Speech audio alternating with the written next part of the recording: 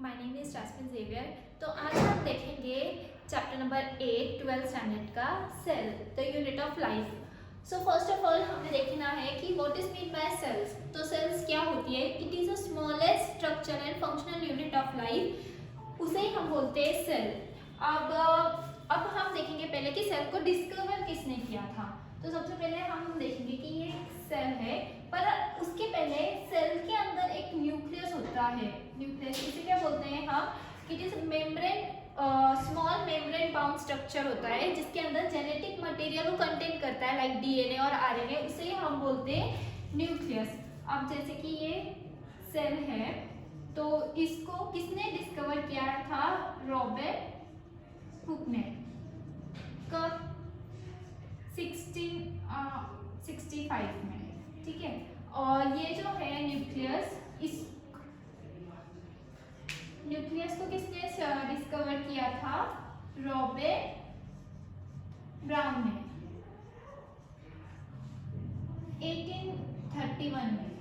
तो समझा कि ये एक सेल है, उसे डिस्कवर किया था रॉबर्ट हुक में 1665 में। और ये है न्यूक्लियस। न्यूक्लियस को किसने डिस्कवर किया था? रॉबर्ट ब्राउन ने 1831 में। और न्यूक्लियस ये एक membrane, small membrane bound structure होता है जिसके अंदर जेनेटिक मटेरियल वो कैरी करता है, लाइक डीएनए एंड आरएनए। तो सबसे पहले आप ये फ्लो चार्ट को समझिए कि एक ऑर्गेनिज्म है। अब एक ऑर्गेनिज्म के अंदर मतलब अब ठीक है, पहले आप सेल देखिए कि सेल के अंदर या फिर जो भी मेटाबॉलिक या केमिकल फंक्शंस होते हैं तो वो एक सेल के अंदर होते हैं। एक ऑर्गेनिज्म एक सेल से बना होता है, इसलिए हमने सेल को क्या बोला है? Unit of life. तो अब सबसे पहले ऑर्गेनिज्म। ऑर्गेनिज्म के अंदर क्या होता है? ऑर्गन्स। ऑर्गन्स के अंदर टिश्यू, टिश्यू के अंदर सेल्स। सेल्स क्या कैरी करता है? न्यूक्लियस। न्यूक्लियस के अंदर क्रोमोसोम्स होते हैं, क्रोमोसोम्स के अंदर डीएनए एंड डीएनए के अंदर जीन्स। जीन्स क्या होता है? यही होता है अपना जीन्स, जेनेटिक मटेरियल जो जनरेशन टू जनरेशन अपने कैरेक्टरिस्टिक डिफाइन करते हैं। अब हम देखेंगे कि सेल के टू टाइप्स होते हैं, एक प्रोकैरियोटिक सेल्स होते हैं और एक यूकैरियोटिक सेल्स होते हैं। तो फिर prokaryotic cells and eukaryotic cells में डिफरेंस देखते हैं हम कि वो क्या होते हैं। पहले तो उस प्रोकैरियोटिक सेल्स में क्या होता है? Nuclear membrane is absent in prokaryotic cells. सबसे पहले तो आप ये समझिए कि प्रोकैरियोटिक सेल्स ये बैक्टीरियल सेल्स होते हैं और यूकैरियोटिक सेल ये एनिमल और प्लांट सेल्स होते हैं। प्रोकैरियोटिक सेल्स में न्यूक्लियर मेम्ब्रेन ये एब्सेंट होती है और यूकैरियोटिक सेल्स में nuclear membrane is present. Prokaryotic में नॉट वेल ऑर्गेनाइज्ड न्यूक्लियस होता है, मतलब जो न्यूक्लियस होता है प्रोकैरियोटिक सेल का वो वेल डिफाइंड नहीं होता है, पर यूकैरियोटिक सेल का वो हमेशा वेल डिफाइंड होता है। इसमें राइबोसोम 70S टाइप होते हैं प्रोकैरियोटिक में एंड यूकैरियोटिक में 80S टाइप्स होते हैं। सेल डिवीजन कौन सा होता है प्रोकैरियोटिक में? एमिटोसिस, और इसके अंदर होता है माइटोसिस एंड मियोसिस। इसके अंदर सिंगल स्टैंडर्ड डीएनए होता है और इसमें डबल स्टैंडर्ड डीएनए होता है यूकैरियोटिक्स में। अब जैसे कि मैंने बताया था कि एक बैक्टीरियल सेल होती है और ये होते हैं plant cell and animal cells and plant cells. So our next topic is animal cells and plant cells. जैसे कि हमने अभी बताया कि यूकैरियोटिक सेल्स मतलब यूकैरियोटिक सेल होते हैं animal cell and plant cell. तो हम देखेंगे अब उन दोनों का डिफरेंस क्या होता है। एनिमल सेल्स में सेल वॉल एब्सेंट होती है, पर प्लांट सेल में cell wall is present. It is made up of cellular. Plant cell की सेल वॉल सेलुलर से बनती है। सेकेंड है plastid is absent. Animal cell में प्लास्टिड एब्सेंट होता है पर प्लांट सेल में प्लास्टिड प्रेजेंट होता है। थर्ड है कि जो हमारे अंदर के जो रिजर्व फूड होता है या फिर हम जो एनर्जी स्टोर करते हैं वो ग्लाइकोजन फॉर्म में स्टोर होती है एनिमल्स के अंदर, और प्लांट्स के अंदर स्टार्च फॉर्म में स्टोर होती है। जो भी हमारा फूड या फिर हमारी एनर्जी जो स्टोर होती है तो वो एनिमल्स के अंदर ग्लाइकोजन फॉर्म में स्टोर होती है और प्लांट्स के अंदर स्टार्च फॉर्म में स्टोर होती है। लास्ट है कि centrosome is found. Centrosome animal cells में है पर प्लांट सेल में सेंट्रोसोम्स एब्सेंट होते हैं। नेक्स्ट है जेनेटिक मटेरियल। अब हमें पता है कि two types of genetic material होते हैं, DNA and RNA. DNA almost हम सब में डीएनए ही होता है, बस आरएनए वायरस में होता है, ठीक है। जेनेटिक मटेरियल का कंपोजिशन देखते हैं। Phosphate group, sugar and nitrogenous base, ये थ्री टाइप है जो जेनेटिक मटेरियल कंपोस्ट करती है। तो सबसे फर्स्ट जो होता है फॉस्फेट ग्रुप होता है। शुगर के टू टाइप्स होते हैं, ribose sugar and deoxyribose sugar. Ribose sugar RNA में होता है, डीऑक्सीराइबोस शुगर डीएनए में होता है। नाइट्रोजेनियस बेस के 4 टाइप्स होते हैं, adenine, guanine, cytosine and thymine. पर जब हम आरएनए का कंपोजिशन देखते हैं या फिर जब हम आरएनए का स्ट्रक्चर देखते हैं तो थायमिन की जगह हम यूरासिल लेते हैं। ओके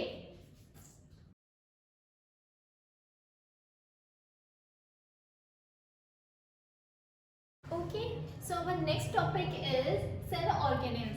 अब हम देखेंगे एक एक से कि कौन से डिफरेंट सेल ऑर्गेनेल्स होते हैं। तो फर्स्ट है cell wall.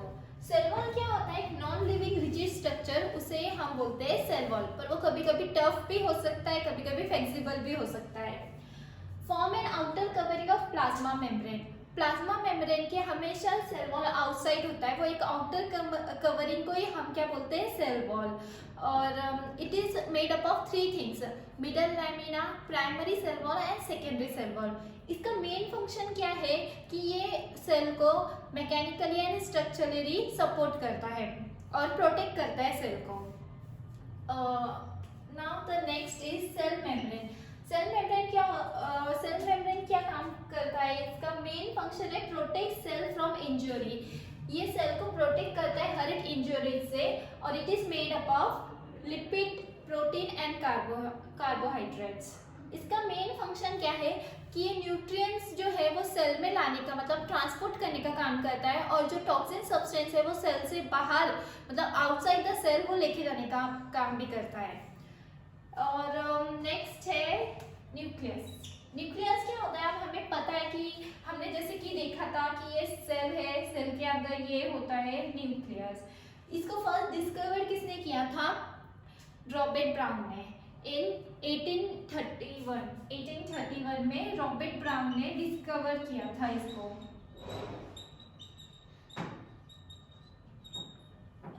It is a membrane-bound organelle that contain genetic material। अभी हमने जैसे कि बोला था कि न्यूक्लियस में ये एक membrane-bound organelle होता है जो genetic material contain करता है like DNA और RNA।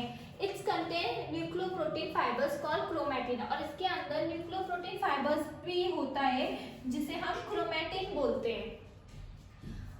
और इसका मेन फंक्शन क्या है? DNA और RNA सिंथेसिस करना, प्रोटीन सिंथेसिस करना। ओके तो अब हम देखते हैं फिर फोर्थ वाला सेल ऑर्गेनेल्स, एंडोप्लाज्मिक रेटिकुलम। तो एंडोप्लाज्मिक रेटिकुलम क्या होता है? It is a tiny tubular structure. वो एक टाइनी ट्यूबुलर स्ट्रक्चर होता है स्कैटर्ड इन द साइटोप्लाज्म। अब इसका मेन काम क्या होता है? Transfer protein made up of ribosomes, ये उनका मेन काम होता है। उसके है 2 types, rough endoplasmic reticulum and smooth endoplasmic reticulums. Rough endoplasmic reticulum का काम क्या है? फंक्शन क्या है? Synthesis of protein. And smooth endoplasmic reticulum का फंक्शन क्या है? Synthesis of lipid. अब हम देखेंगे नेक्स्ट है ribosomes. What is ribosome? Ribosome is a granular structure. It is minute particle of RNA. ये एक मिनिट पार्टिकल्स होते हैं आरएनए के। इनका मेन फंक्शन क्या है? साइट ऑफ प्रोटीन सिंथेसिस जो राइबोसोम्स करता है। नेक्स्ट है Golgi apparatus. Golgi apparatus name from Camillo Golgi.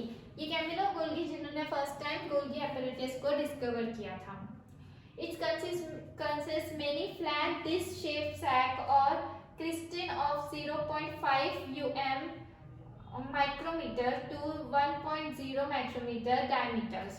ठीक है, मतलब इसका मेन फंक्शन अब हम देखेंगे कि गोल्गी एपेरेटिस का क्या होता है। गोल्गी एपेरेटिस का मेन फंक्शन होता है इंटरनल पैकेजिंग और synthesis of carbohydrates, lipids, protein, और जो भी हमारे सिक्रेशंस ऑफ प्रोटीन्स, जो भी सिक्रेशंस ऑफ सब्सटेंस हम बोल सकते हैं उसको, वो सब गोल्गी एपेरेटिस करता है। So our next point is lysosomes. अब हम देखें कि लाइसोसोम क्या है। Bonded by a single form by packaging process in Golgi bodies. जो पैकेजिंग प्रोसेस होता है गोल्गी बॉडीज में, तो उससे वो लाइसोसोम फॉर्म करता है। लाइसोसोम का मेन फंक्शन क्या है, इसे हम सुसाइडल बैग भी बोलते हैं, क्योंकि इसके अंदर डाइजेस्टिव और हाइड्रोलाइटिक एंजाइम ये कैरी करता है। जो भी फूड हम खाते हैं, जो भी कंज्यूम करते हैं हम फूड, तो वो क्या करता है, हमारे बॉडी को लाइसोसोम वो फूड को डाइजेस्ट करता है और जो टॉक्सिक मॉलिक्यूल्स है उसे सेल के बाहर रिमूव कर देता है। नेक्स्ट पॉइंट इज, इसलिए मीन्स हम इसे सुसाइडल बैग कहते हैं। Next point is mitochondria. Mitochondria क्या होता है, it is a double membrane organelle, और इसको किसने फर्स्ट ऑब्जर्व किया था, कोलिकर, पर इसको फर्स्ट डिस्कवर किसने किया था, बेंडा। ठीक है, it is semi autonomous organelles, और इसका मेन फंक्शन क्या है माइटोकॉन्ड्रिया का, सेल रिस्पिरेशन, और ये क्रेब साइकिल्स में भी हेल्प करता है, synthesis of Krebs cycles and synthesis of amino acids. Next is chloroplast. Chloroplast क्या है, double membrane and contain a gel like stroma through which run a systems of membranes that are stuck in place to form grana। ये एक double membrane होता है, उसमें gel like एक structure या फिर एक कंटेन करता है जेल लाइक, उसे बोलते हैं हम स्ट्रोमा। और फिर वही सिस्टम को रन करके वो मेम्ब्रेन्स एक और फॉर्म करता है, उसे बोलते हैं ग्रेना। अब ग्रेना जो है, ग्रेना ये कंपोस्ट होता है 20 या 30 थैलाकॉइड्स का। इनका मेन फंक्शन क्या है, फोटोसिंथेसिस, और फोटोसिंथेसिस इसमें होता है कि ये लाइट एनर्जी को केमिकल एनर्जी में कन्वर्ट करता है। ठीक है, सो the next point is microbodies. अब माइक्रोबॉडीज क्या होते हैं, रफली spherical organs bounded by single membrane. ये रफली स्फेरिकल ऑर्गन्स होते हैं जो सिंगल मेम्ब्रेन को बाउंड होते हैं। ये फर्स्ट किसने देखा था, साइंटिस्ट रॉडिन ने इन 1954 में। कहाँ पे देखा था इन्होंने, ये फर्स्ट ऑब्जर्व कहाँ पे किया था इन्होंने, माउस किडनी ट्यूब्यूल सेल्स में। माउस किडनी ट्यूब्यूल सेल्स में इन्होंने फर्स्ट टाइम ऑब्जर्व किया था रॉडिन इन 1954 में। नेक्स्ट है, नहीं, इसका मेन फंक्शन है photorespiration and synthesis of peroxidates. Next है vacuoles. Vacuoles, it is a membrane bound space found in the cytoplasm. मतलब ये एक मेम्ब्रेन बाउंड स्ट्रक्चर होता है इनका साइटोप्लाज्म में, और ये इनमें क्या क्या ये कंटेन करते हैं, water, sap, excretory product and other material which is not useful for our cell. मतलब इन शॉर्ट वे से कि ये वेस्ट मटेरियल या वेस्ट प्रोडक्ट कंटेन करते हैं। इनका मेन फंक्शन ही ये होता है स्टोरेज ऑफ वेस्ट प्रोडक्ट्स।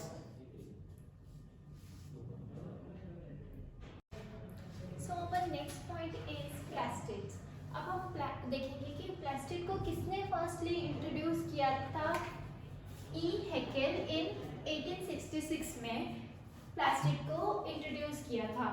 अब देखेंगे what is mean bye plastics. Semi autonomous organelles having DNA and double membrane envelope. ये क्या होता है, एक सेमी ऑटोनोमस ऑर्गेनेल होता है जो DNA and double membrane envelope carry करता है, और ये various type of organic substance जो होता है उनको सिंथेसाइज करता है। ये हर एक लिविंग प्लांट सेल में प्रेजेंट होता है प्लास्टिक। इसका सिंपल एग्जांपल हमने देखा, तो इसका सिंपल एग्जांपल है इग्यूना। ठीक है, और इसके 3 टाइप्स होते हैं, chloroplast, chromoplast and leucoplast. Chloroplast तो हमने देखा था लास्ट टाइम कि क्लोरोप्लास्ट क्या होता है। क्रोमोप्लास्ट ये एक ऑरेंज एंड येलो कलर का पिगमेंट होता है, क्योंकि ये इसके अंदर कैरोटेनॉइड प्रेजेंस होता है, इसलिए ये येलो और रेडिश कलर का पिगमेंट होता है। एंड ल्यूकोप्लास्ट ये कलरलेस पिगमेंट होता है। नेक्स्ट है साइटोस्केलेटन। साइटोस्केलेटन क्या होता है, an elaborated network of filamentous proteinous structure present in the cytoplasm ये एक इलेबोरेटेड नेटवर्क होता है, मतलब बहुत बड़ा नेटवर्क और वी कैन से स्ट्रक्चर होता है, फिलामेंटेरियस और प्रोटीनियस टाइप का स्ट्रक्चर होता है जो साइटोप्लाज्म में प्रेजेंट होता है।